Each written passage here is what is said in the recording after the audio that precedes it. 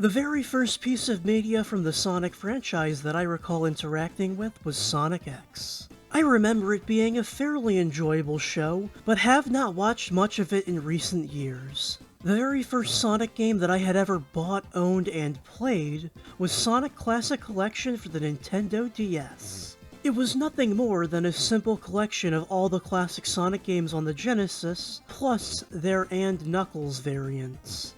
To me, however, it was a launchpad into a world I had yet to explore. I have so many memories of being absolute trash at each and every game. I remember drowning constantly in Chemical Plant. I remember dying a bunch at the boss in Hydro City Zone Act 1. I remember not being able to get past this trap in Mushroom Hill Zone because I was too stupid-pilled to just spin dash.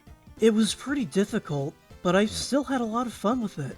When I finally beat Sonic 2 for the first time, and especially Sonic 3 and Knuckles, it felt like I had accomplished so much at the ripe age of 9 years old.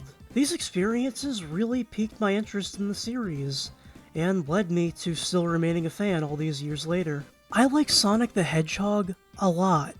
It is my favorite video game franchise of all time. It's brought me so much joy and excitement, even as an adult, which is why today I will be saying one thing that I like about every single mainline Sonic game. However, this is with the caveat that I cannot mention the music. I'll be going from the Master System all the way up to the most recent generation of consoles.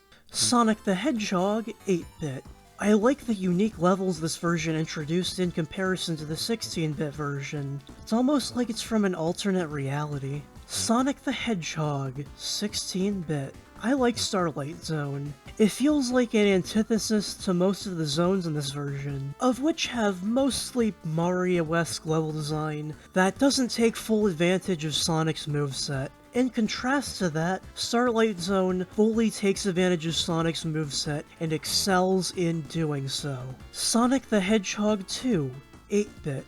I like how different and somewhat morbid the story is. If you failed to collect all the Chaos Emeralds, which statistically you most likely did, you would get the bad ending. Now, this is pretty standard for most Sonic games of this era, but the part where it kind of changes is that it's implied through this ending that Tails has died. I simply find it interesting that they jumped the shark this early on into the series, and especially in a game that most people would be less likely to play. Sonic the Hedgehog 2, 16-bit. I like how easy it is to jump into this game and do a full playthrough. It's no wonder why so many people consider it the best Sonic game of all time. Sonic CD.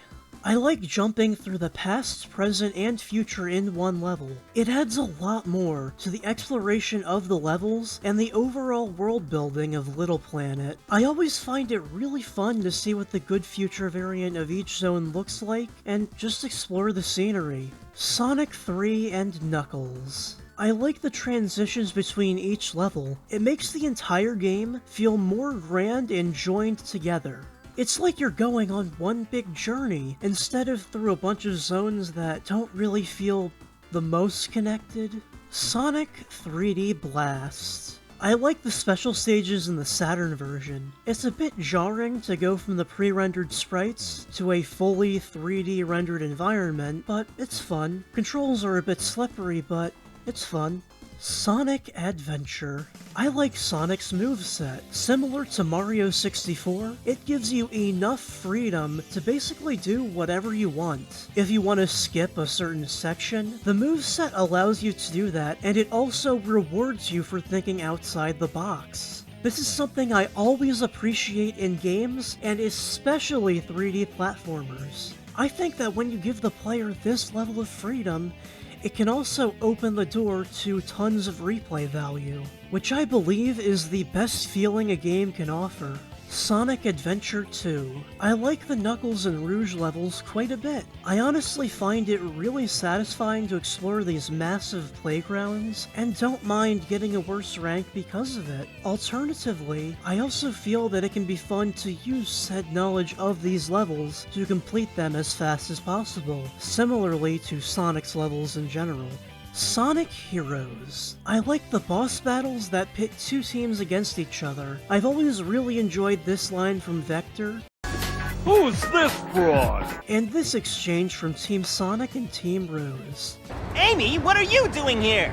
Sonic, this time there's no way out of marrying me.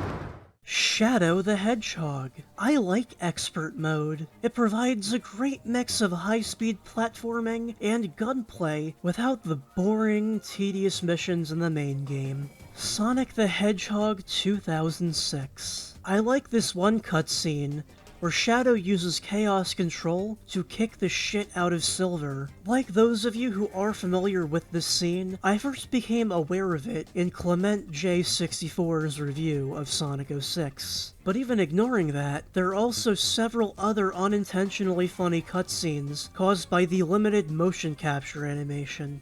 Sonic Unleashed. I like the story, writing, and character interactions. Sonic Unleashed is probably one of the best written Sonic games in the entire series. It doesn't have cringy Baldy McNose hairlines, and it doesn't have pointless filler cutscenes that add nothing to the experience. It has scenes that are meaningful, that make you care about what's going on. When you say goodbye to Chip, it has emotional weight, and it doesn't feel forced. It's good to see this type of storytelling and writing made a comeback in Shadow Generations. Sonic Colors. I like the Wisps. They add so much variety to Sonic's moveset, and open up so many different possibilities for how you can explore each of the levels. Even if some of them do act as replacements for Sonic's moveset, I think they still prove their usefulness. Sonic Generations. I like that you can change the music of each level no matter how unfitting it is. Sonic Lost World. I like the Wii U exclusive Zelda and Yoshi levels, especially the Zelda level.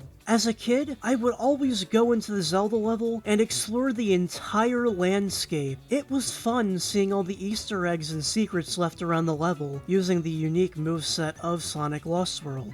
Sonic Mania.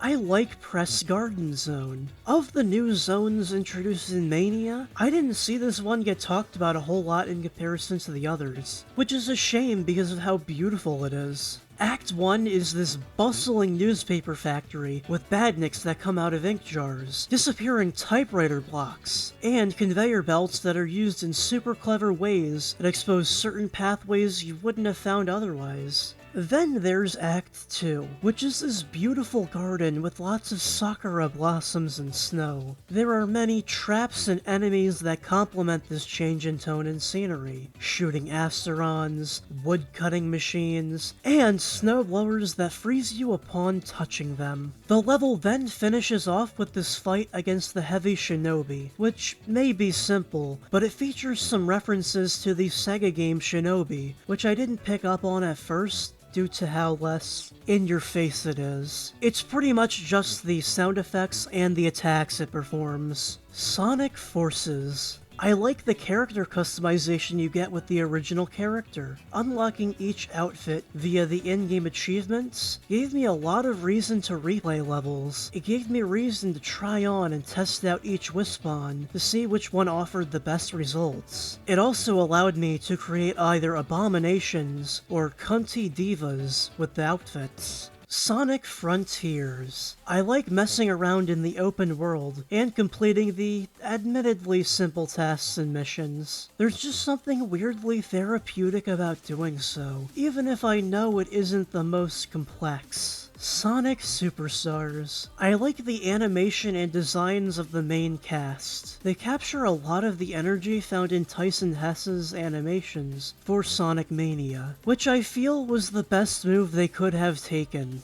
Sonic X Shadow Generations. I like Chaos Island Act 1. It has so many different pathways to go through that test your skill and knowledge of the Doom powers. It tests your mastery of the Doom morph in order to get certain collectibles. It's also incredible how you can use the Chaos Control to navigate and get around certain parts of the level. Seeing what speedrunners have done with this level is insane. The current record as of me writing this part is 0 minutes, 56 seconds, and 990 milliseconds by user Shax, according to speedrun.com. Regardless of the quality, there's at least one thing that I like about almost every mainline Sonic game. If you didn't see a certain game here, it's because I personally do not consider it to be mainline.